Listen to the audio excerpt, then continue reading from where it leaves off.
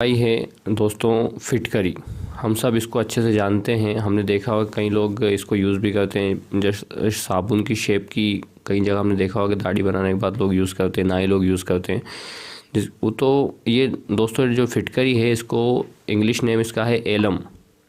ये potassium aluminium sulphate इसका अगर हम देखें तो रासायनिक नाम है। और इसमें कई सारी औषधीय गुण होते हैं, बहुत सारे इसके अंदर मेडिकल बेनिफिट्स होते हैं। और आयुर्वेद में इसे कई रोगों का बहुत ही अच्छे इलाज के रूप में इसका उपयोग किया जाता है।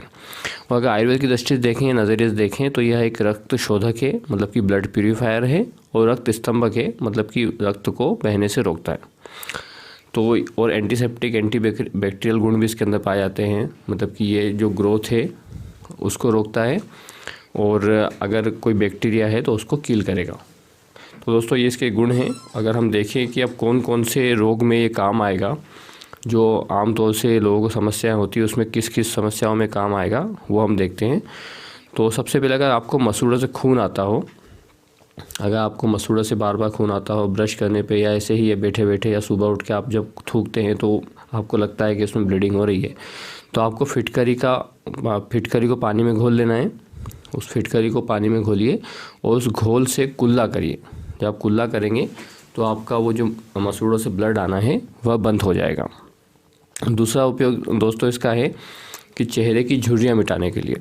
अगर चेहरे पर रिंकल्स आ गए हैं तो उसको कैसे मिटाएं, तो इसको मिटाने के लिए आप क्या करें कि फिटकरी के टुकड़े को पानी में डुबोकर चेहरे पर हल्के हाथ से मलें, है ना।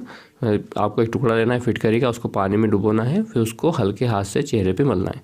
सूखने पर सादे पानी से उसको फिर धो लेना है। तो सिंपल जो पानी है, ना ज़्यादा गर्म हो ना ज़्यादा ठंडा हो, उससे धो लेंगे।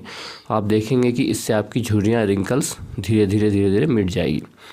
अगर आपको बिच्छू ने काट खाया, अगर हम देखें इसका और उपयोग, अगर बिच्छू ने काट खाया या कोई जहरीला कीड़ा काट खाया है तो फिटकरी को पीसिए, फिर उसको पानी के अंदर उसका पेस्ट बना लीजिए, गाढ़ा गाढ़ा घोल, और उसको उस जहाँ पे आपको काटा है उस जगह आप लगाएंगे तो आपको बहुत जल्दी बहुत ही शीघ्रता से आराम मिल जाएगा। अगर आपको दांत में दर्द हो रहा है दोस्तों, तो फिटकरी का पाउडर लीजिए और उसमें काली मिर्च का पाउडर बराबर मिला लीजिए।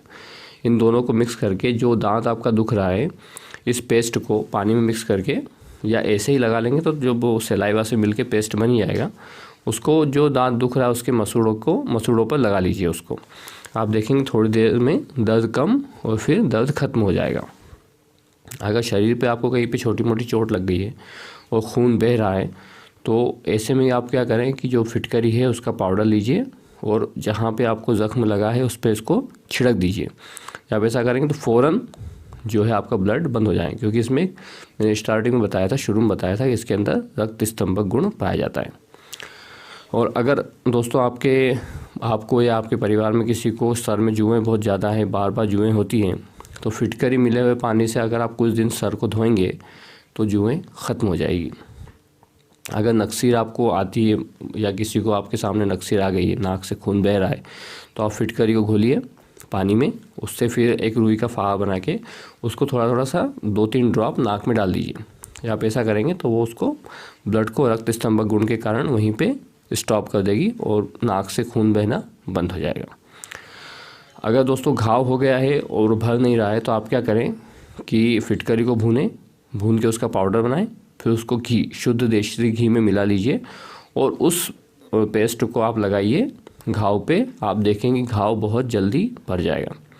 दोस्तों पसीने की बहुत सारी समस्याएं, पसीना आता है, बदबूदार पसीना आता है, बहुत ज़्यादा पसीना आता है, ऐसे में क्या करें आप कि फिटकरी को पानी में घोलें और उस पानी से नहाएं। तो ये वहाँ की जो पसीने की ग्लैंड है उस पर एक्टिविटी दिखाएगा अपनी और पसीने की क्वांटिटी कम करेगा। तो दोस्तों अगर आपके पास अगर फिटकरी है तो आप इन बहुत सारी समस्याओं से बच सकते हैं। और दोस्तों आपके पास हमारे घर के अंदर फिटकरी होना ही चाहिए। जब ये इतने सारे गुणों से युक्त है और इतनी बेहतरीन दवाई है तो आपके पास ये फिटकरी होना चाहिए, कुछ पाउडर फॉर्म में और कुछ साबुन की जैसी शक्ल होती है, इस फॉर्म में आपके पास होना चाहिए।